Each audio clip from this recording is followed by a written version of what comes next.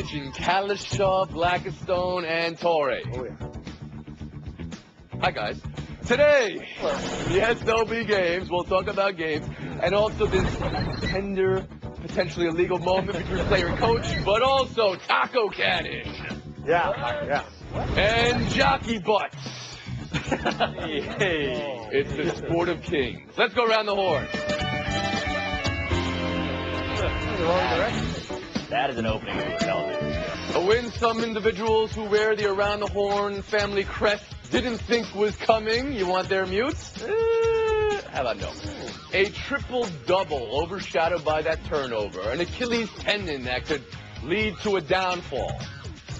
If only there were a mythological metaphor to make there about the Achilles tendon. Woody, bigger win for the Spurs last night or loss for the Clippers?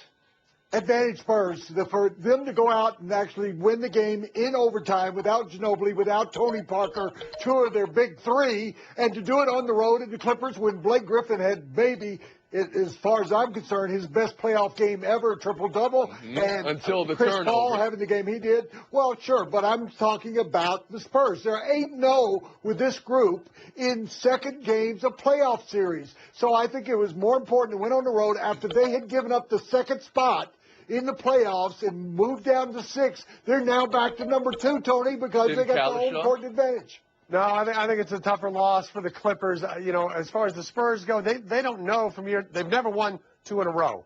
So as great as they are, they're the defending champions. They never know two titles in a row. They never know exactly how they're going to play one playoff to the next. But the Clippers had the opportunities. They had a huge first half from Griffin, who had a very good overall game. They have Chris Paul taking the shot they want him to take at the end of regulation, and he backs the guy off, and he gets a pretty open shot. He's a little off balance, but we've all seen him make that shot many times, and they're that close to making it 2-0 and really taking charge. Blake Griffin really took it hard. He took the blame for the loss because of the turnover, and he had such a good game. Should he be taking it as hard as he is? No, I mean, he played great. Now they did a lot better job making him shoot jumpers in the second half, but he'll get by it. Devin, Spurs or Clippers? No, this was more about the Clippers. I mean, you're going to have to put this game behind you if you're Griffin because you played so well and you got to get ready to play on the road now, and it's really, really tough to beat the Spurs at home in this type of situation. But as Woody pointed out, I mean, they lost everybody last night. Ginobili fouled out. Even the Hacker Jordan was imploding on the Spurs last night, and still the Spurs found some way to maintain a lead and get into overtime and pull this thing out. If you're the Clippers, you got to be thinking to yourself, what are we doing? How can we blow this? Get beat by a guy named Patty Mills, who played fantastic in overtime. What do you have, 16 points for the entire Mills was game? great. Filled in admirably. But I want to get on DeAndre Jordan. Jordan was 6 for 17 in free throws in the game. That kind of worked for the Spurs' favor. Let's go to Pablo Torre here. Yeah, no, this is a bigger loss for the Clippers because everybody in the NBA should know how a first-round series for the San Antonio Spurs, how that movie tends to end. They may not have won 2 championships in a row, but 14 of the last 17 playoff appearances consecutively, they have made it to at least the conference semifinals. And yes, they're not fully stocked with all the talent because of injuries. Of course, Parker is a huge one. But 17 of 37 free throws by the Clippers were missed last night. That turnover by Blake Griffin. When you have these Spurs on the ropes like this, you got to go for the knockout, and they could not finish. Page, back in.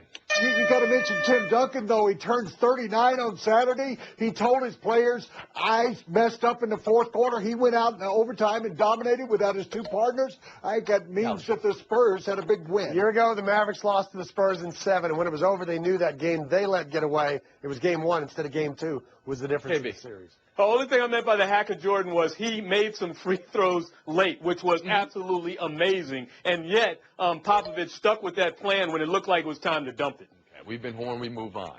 Greg Hardy now. And the phrase Roger Goodell is getting by some, JMcManusAaron.com. And the reaction from Jerry Jones, which was essentially, we knew it was coming, that he'd be suspended, will work to making this have a positive outcome. 10 games, Kalishaw. You're right with that length of suspension. And also, how do you think the Cowboys look today?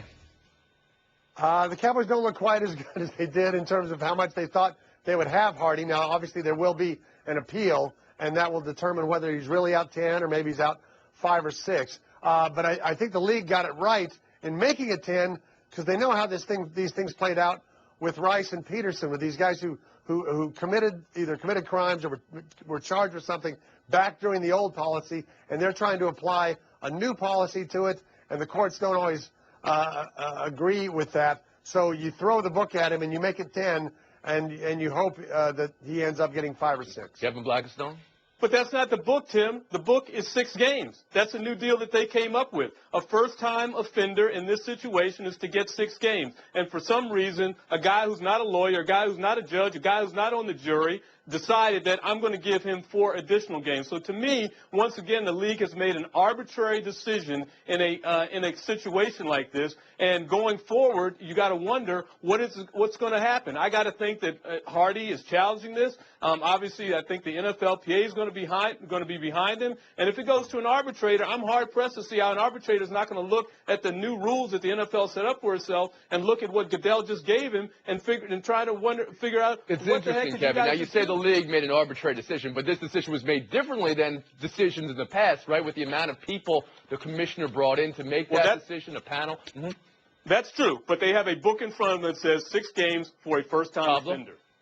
Yeah, I'm all for recognizing how morally problematic it is to employ somebody who can choke and throw a woman onto a couch full of assault rifles, right? That is a problem to me. I understand it. In fact, my preference is that guy wouldn't get a job at that corporation anymore. However, one of the problems that the league has to reckon with, even though they are assembling these panels of experts, is how much of a weight do you give to the voice of a commissioner, somebody who is in fact swayed by business and public relations incentives and reasons, as KB tended to allude to. This is a problem the WNBA is going to face now. We just heard this news about Brittany Griner coming out today. The NBA has faced as well. How much of a weight do you give to one person who's beholden to other things beyond the moral horror of the crimes or alleged crimes in question? Woody Page. Let's go to a courtroom, and they say burglary is 2 to 6 years. I don't know how the judge could say, I'm giving you 10 years. That's outside the realm of the law. Kevin Blackstone is absolutely right that last year when they originally found Hardy to be guilty, if you will, it was a 2-game punishment in the NFL. Then it became 6 games later on in the season. I think this ruling was made for the general public, for people out there questioning women's groups, saying you've got to do something stronger about Greg Hardy because assault weapons were involved on the bed. And it was a multiple-time offense. But when it goes to appeal court, it's not going to happen. It's going to be dropped to 6 games or 2 games. So we just know public opinion is saying yes, but the ruling's going to be not that. Last word, Kalisha. Yeah, I just don't think the new 6-game policy, since it's not really in place, since the PA hasn't agreed to it, I think the NFL is just throwing things against the wall, seeing if they can get a 5 or 6 game suspension. While we're on the topic of off-the-field issues, did you guys hear Cardinals GM Steve Keim talking about players with red flags? Tell me if you get this joke, or this statement, I guess, if it's not a joke, because I'm not sure I totally follow.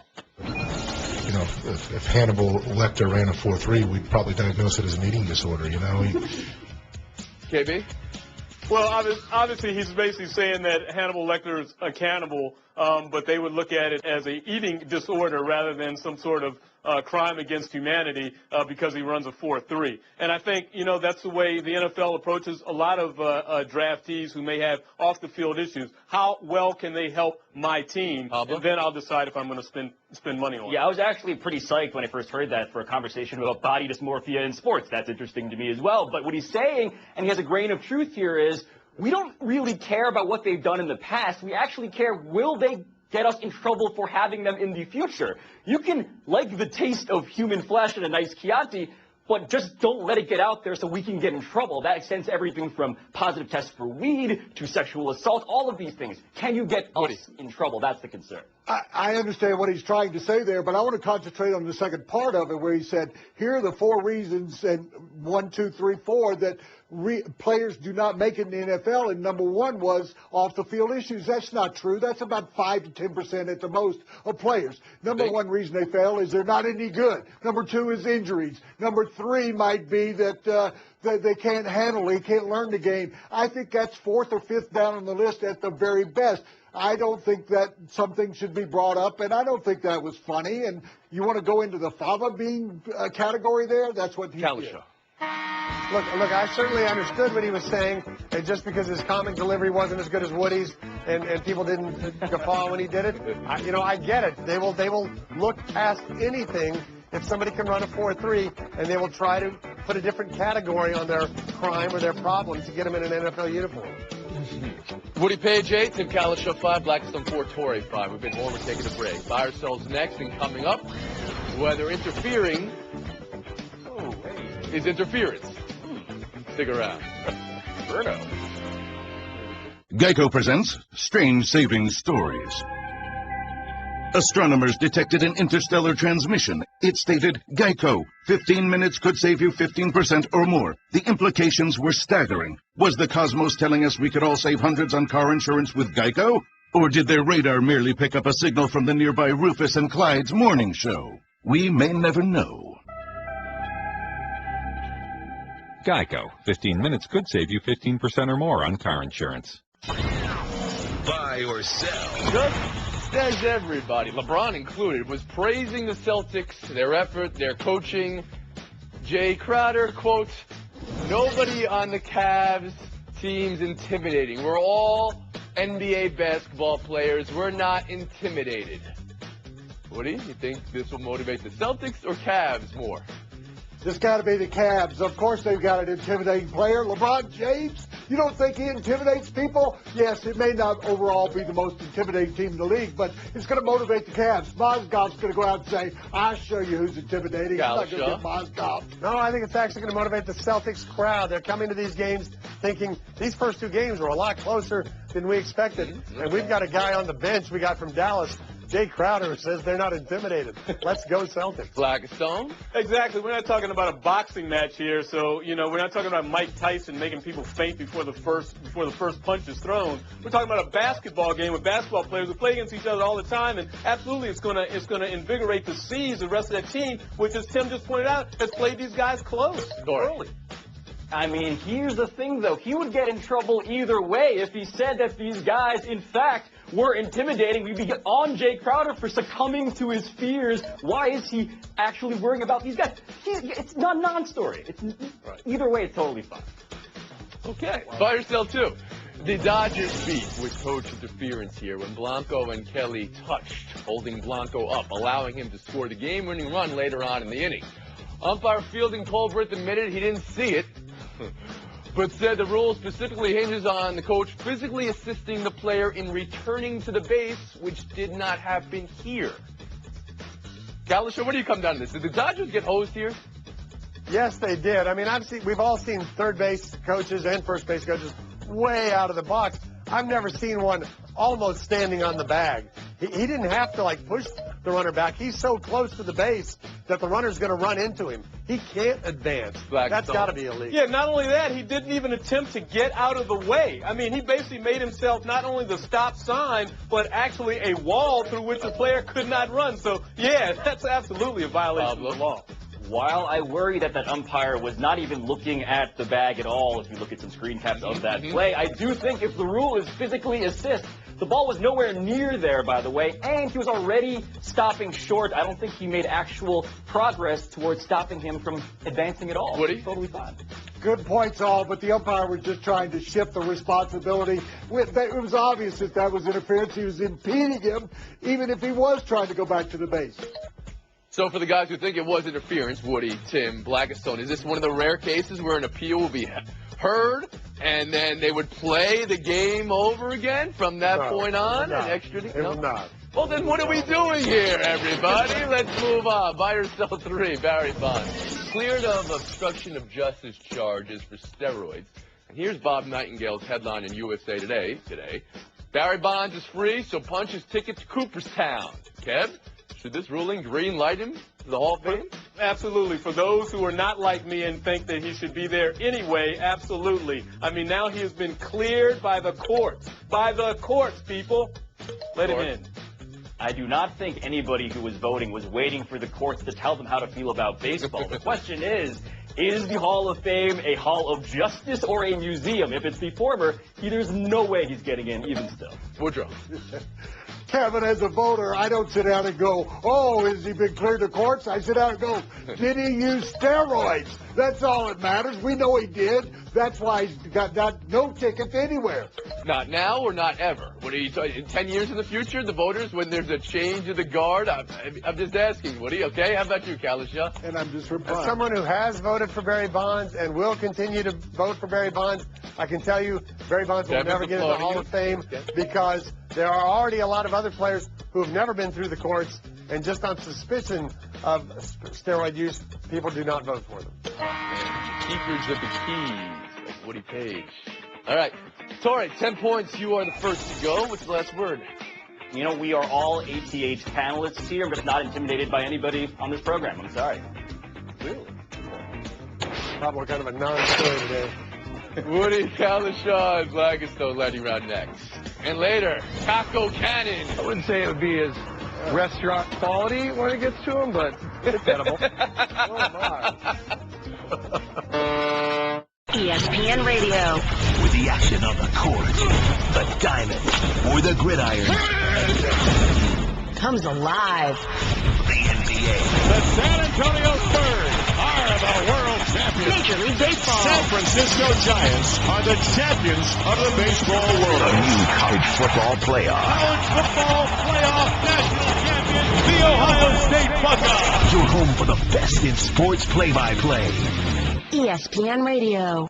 What is scoring optional on this show now? Kalisha 12, Page, and Blackest at 11. Let's see what we can do in the lightning round. Lightning won after Wilson's hit and penalty on Wisnowski. Like on the Sports Junkies, saying it was a good penalty to take because it knocked out an Islanders defenseman. New York's Matt Martin heard that and responded, quote, "We've seen the hit. I think we can throw those hits too," end quote. Woody, do you expect retaliation tonight?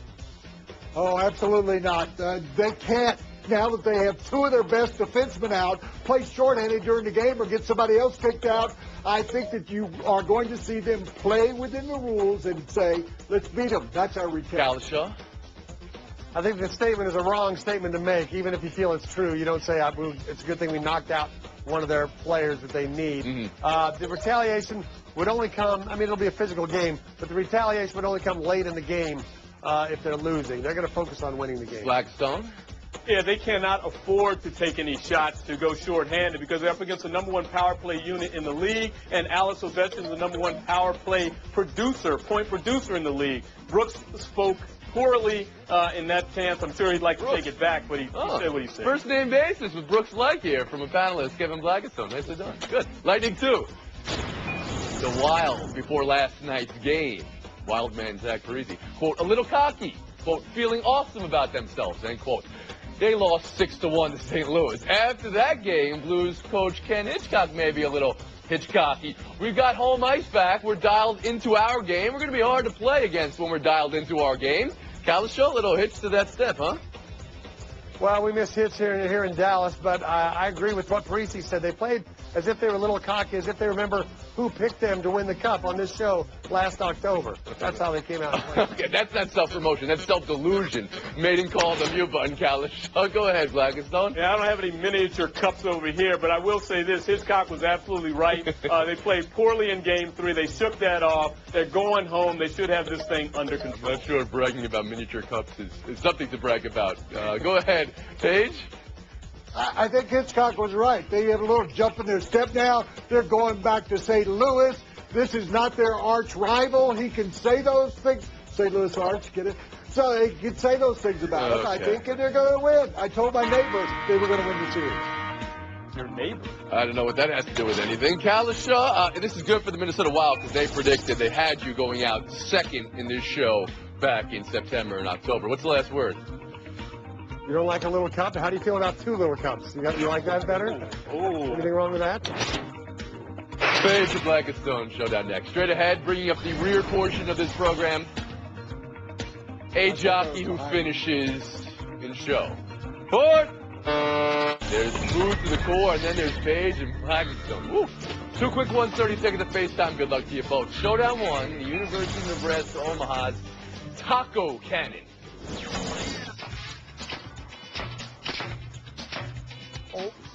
I wouldn't say it would be as restaurant quality when it gets to him, but it's edible. Woody? I'm going to ask if it was a good idea or a bad idea, but let's ask it this way. Greatest idea ever, or are you taking the next shuttle to Mars?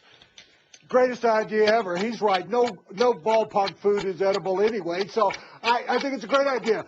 Think of how many times you've had to pass food to the middle of the section from the aisle. You can do this with beer, hot dogs, horrible idea. I nachos. cannot sit on international television and endorse this when I tell my daughter, don't play with your food. This is playing with food. You can't do it. Woody, you might be speaking the truth for 99.9% of the population, but you know how I eat. And that's going to be a burrito. If it's wrapped like that to look like a silver bullet, that's a burrito, not a taco. We move on. Showdown 2, this jockey who didn't get the win, but he really got the show. Did he really get the win after all this, KB? He's going to live on the internet forever. Well, apparently he did get the win, if you know what I mean. Whoa, what's happening there? Do jockeys not wear a belt? I know they lose a lot of weight just before a race so they can make weight, but that's ridiculous. You obviously don't remember that one of the Triple Crown winners was War Admiral. I think we got a winner here in Rear Admiral. Okay. Well, I'm just happy. I thought you were going to make a big Brown joke there. Boy, I think I just did. Okay, well, now who am I? Flagstone takes a beat. Well, maybe the rest of the world hasn't heard this, but for the first time in like 35 years plus, the University of Maryland and Georgetown University are going to play regularly in basketball. They've only played 3 times, and that was basically by accident since 1980. This is a great thing for the D.C. area, but this is a great thing for all of America. Anywhere you have rivalries between colleges that don't play for whatever reason, they should be made to play. If you're running for president this time around, make that a federal rule. Rivalry. Federal rule. All right. 4 more years for Kevin Blackstone. He's making a federal Kansas rule. versus Wichita State. Should happen every year. Folks, thanks for coming around on a 23.5-hour break. We'll see you tomorrow. Well, that's behind us. 2 of baseball's best go head-to-head in interleague action when the Tigers head to St. Louis to face the Cardinals. That one is gone. The pregame at 7 Eastern, first pitch at 8, Sunday on ESPN and ESPN Radio.